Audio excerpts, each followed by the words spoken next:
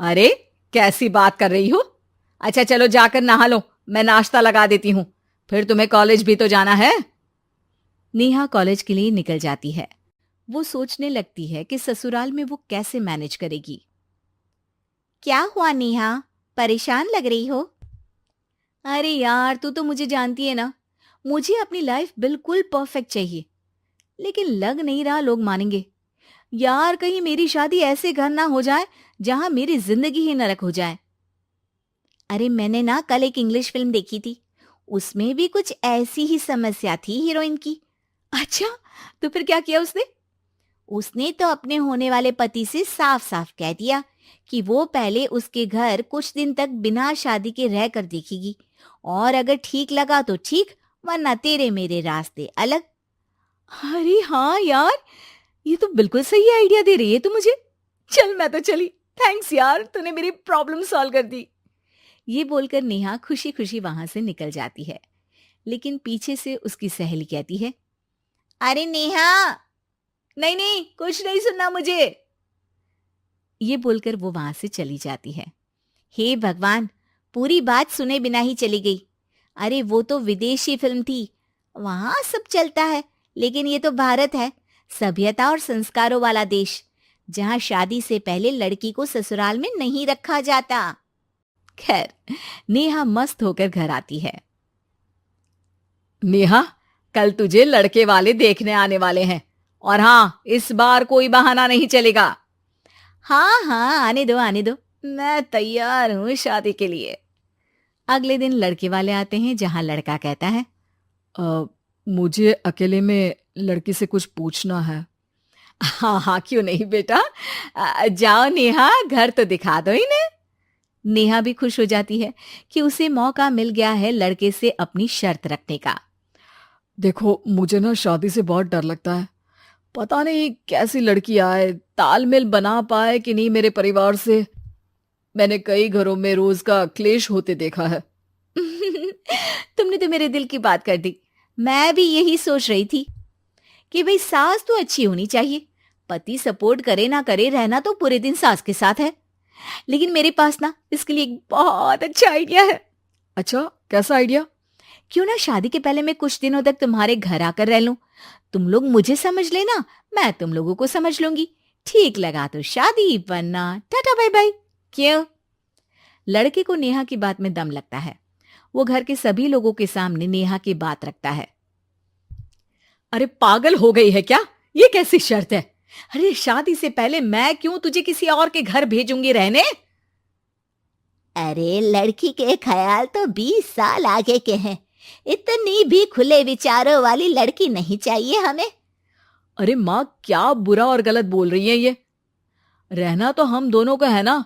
कल को कोई परेशानी आई तो तुम सब तो ये बोलकर निकल जाओगे कि जिंदगी तुम लोगों को ही निभानी है। तुम लोगों को जो करना है करो।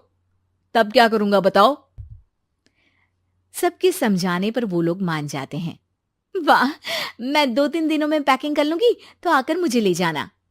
और नेहा पहुंच जाती है विशाल के घर। आओ आओ, ये रहा तुम्हारा कमरा। इस घर में तुम एज अ गेस्ट रहो, लेकिन माँ तुम्हें बहू की तरह ही ट्रीट करेंगी, और तुम भी उन्हें सास की तरह ही रखना। बस फिर क्या था, शुरू हो जाता है लिव इन सास बहू का ड्रामा। अरे चाय तो बना दे बहू। जी सासू माँ, अभी लाई। नेहा चाय लेकर आती है कि बस चाय लेकर आई हो, इसके साथ पकोड़े भी ले आती। लेकिन आपने तो बताया ही नहीं कि आपको चाय के साथ पकोड़े भी चाहिए। हाँ हाँ, अब तो पता चल गया ना। रात को खाना खाने के बाद नेहा किचन में खटर पटर कर रही होती है। क्या हो रहा है वहां नेहा? माँ जी, मैं ना रात को अदरक वाली चाय पीकर सोती हूँ, ये मेरी आदत है। अच्छा, तो जरा मेरे लिए भी बना देना। दोनों सास बहू रात को चाय पीती हैं। अगले दिन, नेहा, मैं मंदिर जा रही हूँ, मेरी साड़ी निकाल कर बेड पर रख दे। नेहा सास के लिए साड़ी निकाल कर रख देती है। वो देखती है कि उसके आने के बाद से सास ने घर का कोई भी काम करना छोड़ दिया है। यार मैं क्या करूं? ऐसा ससुराल तो मुझे नहीं चाहिए था जिसमें मैं ही सारा काम करूं। मैं तो ऐसा घर चाहती हूँ जहाँ सास और बहू दोनों मिलकर किचन में काम करें। हे भगवान, रात को चाय पी ली, पेट में गैस बन गई, अब तो चला भी नहीं जा रहा है। मुझे तो ऐसी बहू चाहिए जो हेल्थ के प्रति कॉन्शियस हो, क्योंकि वो ठीक रहेगी तभी तो मैं ठीक रहूंगी। दोनों समझ जाती हैं कि वो लोग एक दूसरे के लिए नहीं बने हैं। अगले दिन, नेहा, जरा चाय तो ले आना। नेहा चाय के साथ चिला भी बनाकर ले आती है। सास खा पीकर सो जाती है। अगली सुबह, तेरी बुआ सास आ रही है, उसे मैंने तेरे बारे में बताया है। तभी वहां गंवार से एक महिला आ जाती है।